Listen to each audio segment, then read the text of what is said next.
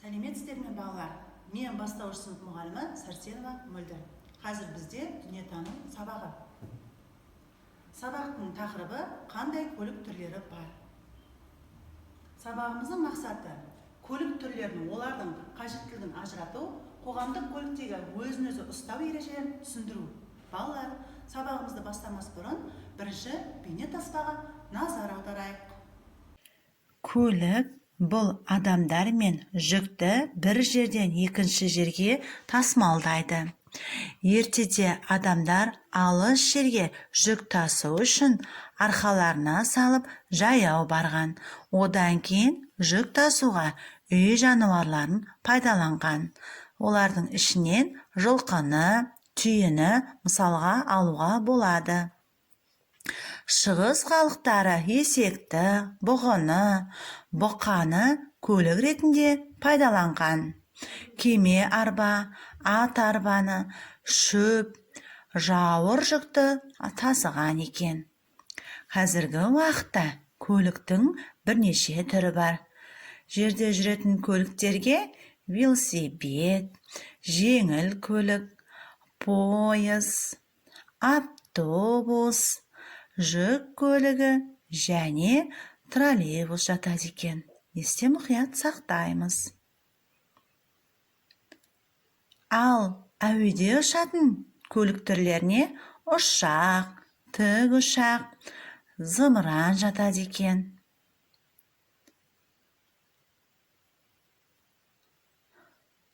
Суда жүзетін көлік түрлеріне қайық, кеме жатады екен.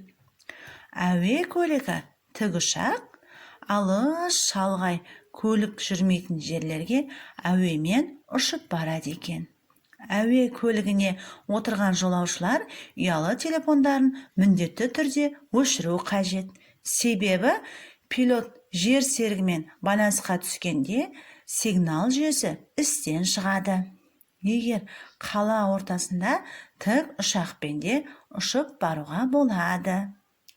Ал су көлігі, қайық, кеме тағы басқаларды балықшылар балық аулау үшін және отбасымен алыс жерлерге саяхатқа шығу үшін, теңізден өту үшін тағы да басқа уақыттарда пайдаланады.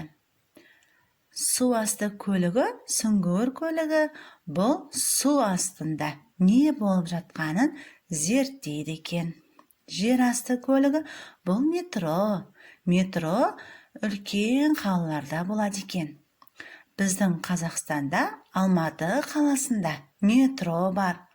Ол өте шапшаңдықпен қимылдайды екен. Пойыз секілді екен. Енді бұл көліктердің пайдалы және зиянды жақтары бар екен. Пайдалы жақтары адамдар баратын жерлерге осы көлікпен жетіп қалады екен. Ауыр жүктерін осы көлікке тиеп апарады. Ал ауырған жағдайда біз жедел жәрдем көлігін шақырамыз. Ал өрт шыққан кезде өрт сөндіру көлігін шақырамыз. Ал зиянды жағына келетін болсақ, көліктен шыққан түтін, улы газдар қоршаған ортаны ауасын ластайды. Адамдардың ағзасына, яғни денсаулығына кері әсерін тигізеді екен. Балалар, жолдан өткенде абай болып өткен жөн. Үлкен қалаларда міндетті түрде бағдаршамға қарап өтулеріңіз керек.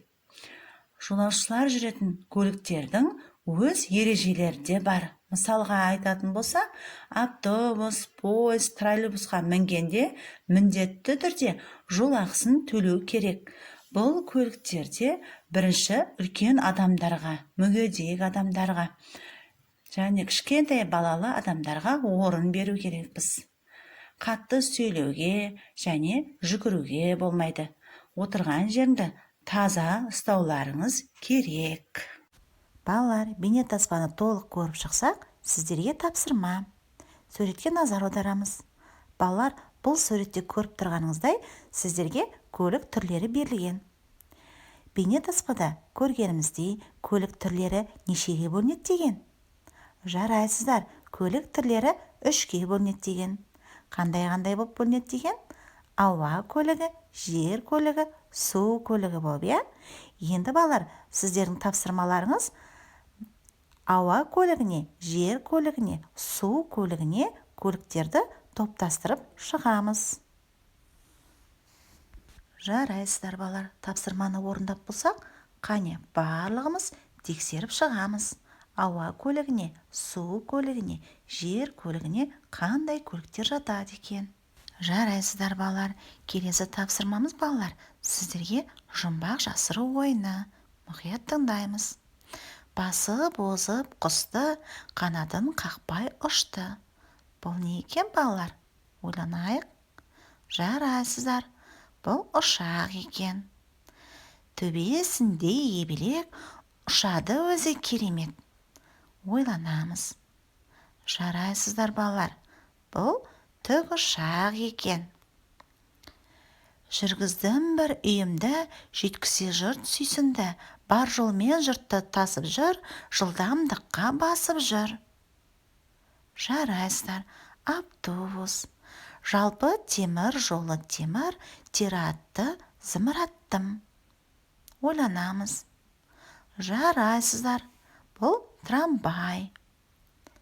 Қос шекке қонақтаған қаланы қара тұлпар алға сүйреп барады. Ойланамыз балалар. Жарайсыздар, пойыз екен. Үтікке міндім, мұхитқа жүздім. Үтікке міндім, мұхитқа жүздім.